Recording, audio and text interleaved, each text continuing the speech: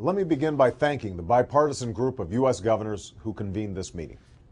Few challenges facing America and the world are more urgent than combating climate change. The science is beyond dispute, and the facts are clear. Sea levels are rising. Coastlines are shrinking. We've seen record drought, spreading famine, and storms that are growing stronger with each passing hurricane season. Climate change and our dependence on foreign oil, if left unaddressed, will continue to weaken our economy and threaten our national security. I know many of you are working to confront this challenge. In particular, I want to commend Governor Sebelius, Governor Doyle, Governor Christ, Governor Blagojevich, and your host, Governor Schwarzenegger.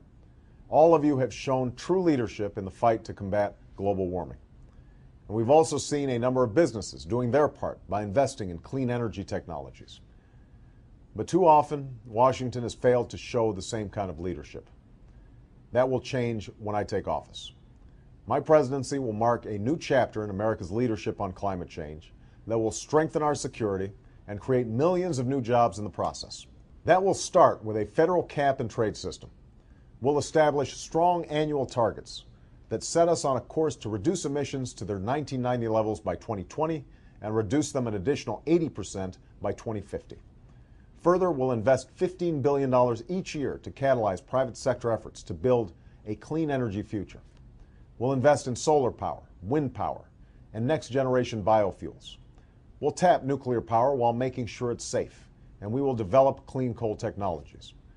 This investment will not only help us reduce our dependence on foreign oil, making the United States more secure, and it will not only help us bring about a clean energy future, saving the planet, it will also help us transform our industries and steer our country out of this economic crisis by generating 5 million new green jobs that pay well and can't be outsourced. The truth is, the United States can't meet this challenge alone. Solving this problem will require all of us working together. I understand that your meeting is being attended by government officials from over a dozen countries, including the UK, Canada, Mexico, Brazil, and Chile, Poland, and Australia, India, and Indonesia. And I look forward to working with all nations to meet this challenge in the coming years. Let me also say a special word to the delegates from around the world who will gather at Poland next month. Your work is vital to the planet.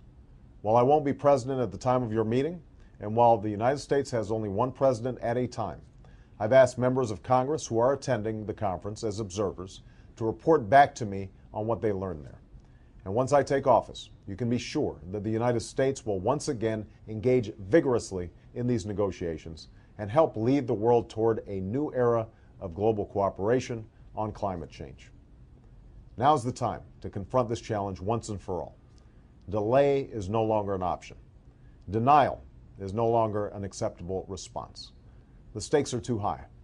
The consequences too serious. Stopping climate change won't be easy. It won't happen overnight. But I promise you this, when I am president, any governor who's willing to promote clean energy will have a partner in the White House. Any company that's willing to invest in clean energy will have an ally in Washington.